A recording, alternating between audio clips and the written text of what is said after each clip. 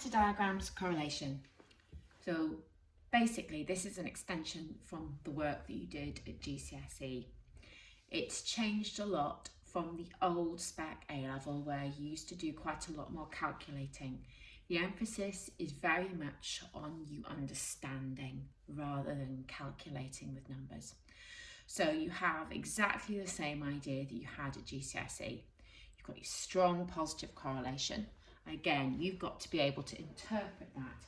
You've got to be able to put that in context depending on what your labels are. So as whatever this variable is increases, y generally increases, and you're going to have to obviously replace the x and y with whatever the variables are. Again, strong negative correlation and what it means, and no correlation. This is new. We refer to the correlation between the two variables as r, and r represents something called the product moment correlation coefficient. Now, we used to calculate that in our old A-level, but we don't anymore. You'll not ever have to calculate it. Calculators are really good at it, but you're not going to have to calculate it on this new A-level. You do need to understand what it represents. So you can see a value of r close to 1 or approximately 1 is strong positive linear correlation. Close to 0, no correlation whatsoever, and close to -1, strong negative correlation. You're not going to go over 1 and you're not going to go below -1. What we're actually measuring here, what R is measuring, is what we call linear correlation, and that is how close things are to a straight line. So if R was equal to 1, you would have perfect positive linear correlation, so a straight line with a positive gradient. And if R was -1, you would have perfect linear negative correlation, so a straight line with a negative gradient. It doesn't mean that the gradients of the line are 1 or -1. It just means that they are perfectly straight lines. Okay, there are many types of correlation. So in other subjects, biology, geography, psychology, you will be looking at different types of correlation. We're used to, in A-level maths, look at different types of correlation, but we don't anymore. So you are only interested in linear correlation. So examples of where there might be correlation, but it's not the linear one that you want. So here you can clearly see that the data, there's some kind of link between the data. It looks like a negative parabola, some kind of link, correlation, certainly not linear. Okay, that's not correlation as far as you're concerned. Right, here in this second data set, you can see that if you just look at that data, then it's not really, there's some sort of positive-ish correlation. But if you look at it in two separate groups, you can see you've got two sets of data that have very strong positive correlation between the two.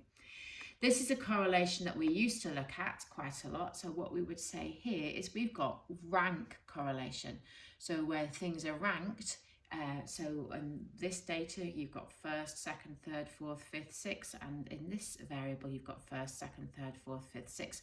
That's rank correlation, but again, we're not interested in that here, although you might be if you're doing biology. Okay, question. Which of the following graphs has a correlation coefficient of -0.94? Justify your answer. So you've got 3 scatter graphs. It's really easy, so you've got to make sure, like whenever you have a really easy question, you've got to fully justify your answer so you don't get it wrong. Right. So, A, this is strong positive. It's close to 1. Okay, so it's so far away from -0.94. This has no correlation, so R will be close to 0. This is very much looking like it's, it's strong negative correlation, but it isn't perfect. This is perfect negative correlation.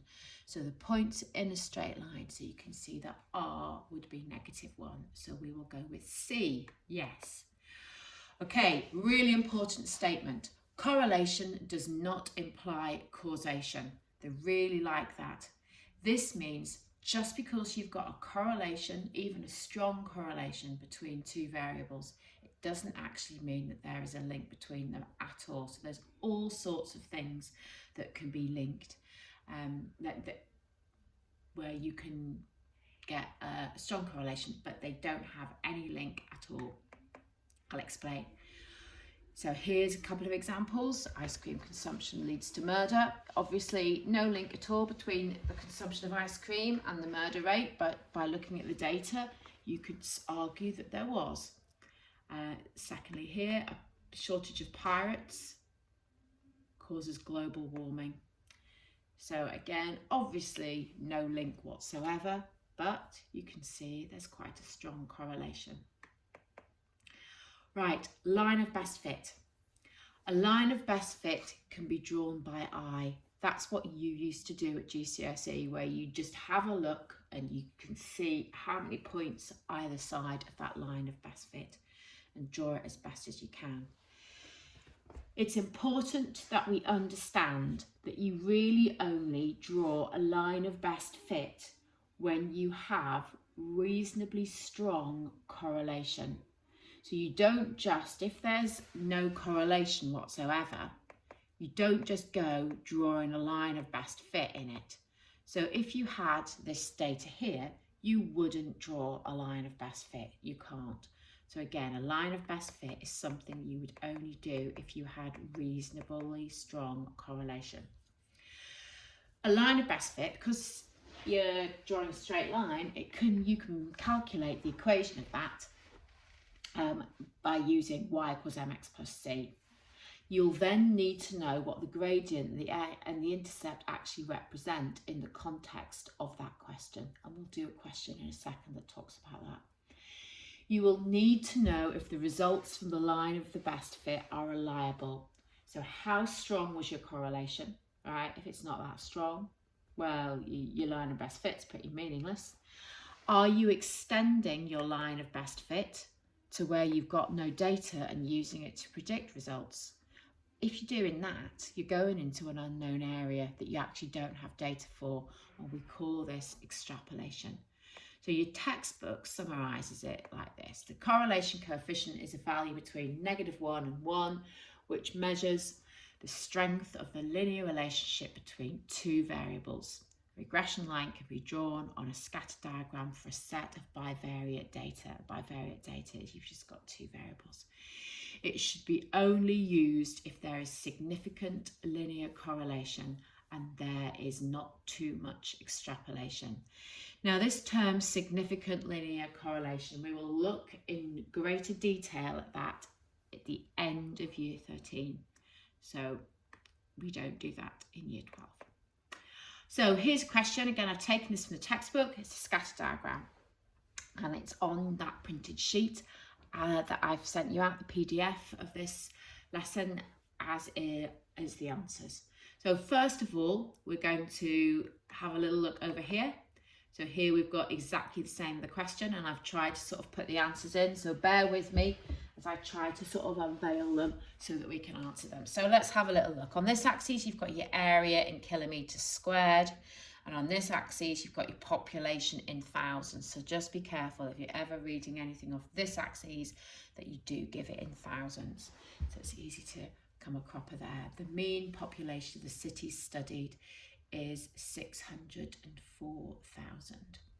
So in theory, a line of best fit should go through the mean points. So you would hope for your line of best fit to go through 604 on that vertical axis, although you can see from the nature of the graph here, it's going to be pretty tricky to get that anywhere near accurately. What is the advantage of displaying the data on a scatter diagram rather than on two histograms? I mean, they're two. So a histogram is something where you display single variable data where you've just got one variable. Obviously, a scatter graph is where you can show the link between two variables. So the scatter diagram shows the relationship between the two variables, and it's also highlighting any trends or points which deviate from the overall trend. So there's our first question. Right, so let's now move that down a little bit. So describe the correlation for the data. Sorry, I don't know what I've done there. Right, describe the correlation of the data shown by the scatter graph. Now you can see that that is strong correlation. I would say you've got strong positive correlation there. So let's bring this down here. So it says the data values, all but one, lie closely on a straight line with a positive gradient. So there's a strong positive correlation. Right, part C. So one of the cities completely fills an island so that its population has grown. It is not, so as its population has grown, it has not been able to expand. What is the area of that island? So let's have a little look at what's happened here. So the way that they're going to describe the answer. So if we can just unveil that. So if you have a little look, so what we're doing here is we're looking at the outlier. The point which breaks from the overall trend is the 200 kilometers squared with a population of 900,000. Let's have a little look at how we have that here. So you can see what they're doing here is they're talking about the outlier, and outliers are really easy to spot on your scatter diagrams. So part D. In the rest of the analysis, the city on the island is removed from the data, so you've got rid of that. So what effect does this have on the mean population of the cities studied? And again, they're going to ask you for the effect, like does it go up or does it go down? And then of course they're going to ask you to explain that. So here it says you can see the mean population will decrease from that stated because the point removed had a population greater than the mean. Have a little look there. It told you at the beginning that the mean is 604,000. If you remove a point that has a value higher than that mean, then obviously your mean will decrease. And then lastly, a question here at the end. Okay, sorry, not quite lastly, part E. Here you've got a regression line where you've got P for your population is 3.05A, take away 3.26. So it's asking you to interpret the value of the gradient in the context of the cities. So what you've got to do is you're thinking that the area of your city is being multiplied by 3.05.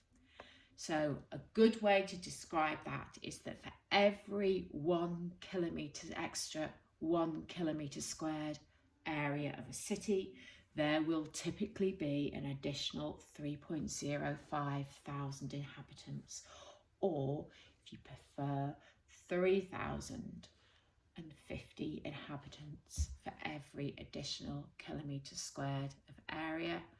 And the last question, if we just move that down to unveil that last question. The capital of the country has an area of 1,600 kilometres squared. Why would it not be valid to use the regression line to predict the population of the capital? So let's have a little look. So 1,600. Okay. Now you can see here that we've got up as far as 350. So what you would have to do is you would have to obviously extend your scatter diagram and extend your line of regression, your line of best fit. You don't have any data about populations for countries of that area. So you would be massively extrapolating. So let's just have a little look at how they describe the answer. So they're saying the regression line is based on cities with areas up to 350 kilometres squared, so that the capital city has an area well outside that. Okay, they would say you are extrapolating, and extrapolating is very unreliable. So this is what your syllabus says you need to know about scatter diagrams and regression. You've got to be able to interpret them, the scatter diagram and the regression lines. And you've got to be able to recognise scatter diagrams which include distinct sections of the population. It may ask you to add to one of those scatter diagrams, but you will never have to draw a complete scatter diagram. You will not do any calculation of regression lines.